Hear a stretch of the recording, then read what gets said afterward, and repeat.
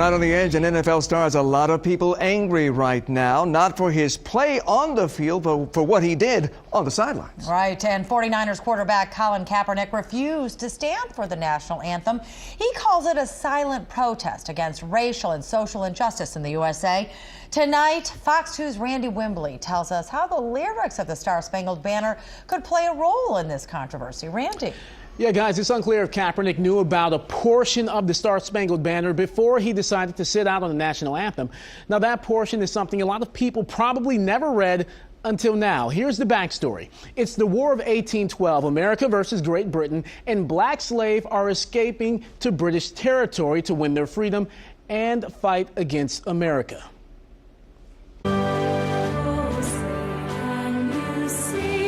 I don't necessarily agree with the way he did it, the platform. If he wants to go live in another country, he's free to do that. And the flag has nothing to do with his feelings about oppression. By now, you've heard about the controversy surrounding Colin Kaepernick, the 49ers QB refusing to stand for the national anthem because of what he calls America's unjust past and present treatment of African Americans. When there's significant change, and I feel like that flag represents what it's supposed to represent, and this country is representing people the way that it's supposed to, I'll stand. And there's a seldom read or sung stanza in the song representing the flag, which says in part, "No refuge could save the hireling and slave from the terror of flight or the gloom of the grave." Is this celebrating the deaths of self-emancipated black people? Absolutely.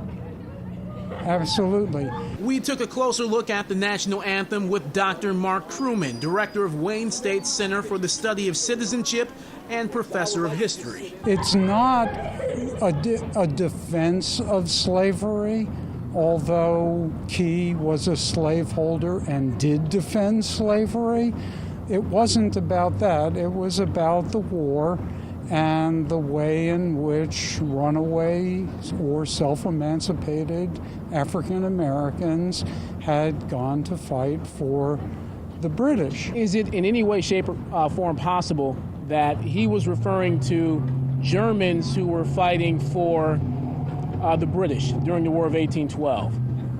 That would refer to the hirelings part of the phrase, but not to the slave. I had no idea that verse existed. We share that portion of the national anthem and its historical context with Metro Detroiters. That gives a little bit more understanding. Some were clearly moved. And if you dig deep into it like that, I mean, that's Neanderthal thinking. Others only so slightly. His message needs to be heard, no doubt about it, but maybe use a different venue to do it. Even so, it's an alarming reality, and one Dr. Crewman says we would do well to consider when thinking about issues of race, oppression, and protest today. Both the Star-Spangled Banner and as a national anthem and the Star-Spangled Banner as the flag, that they've both been sources of contention over the meaning of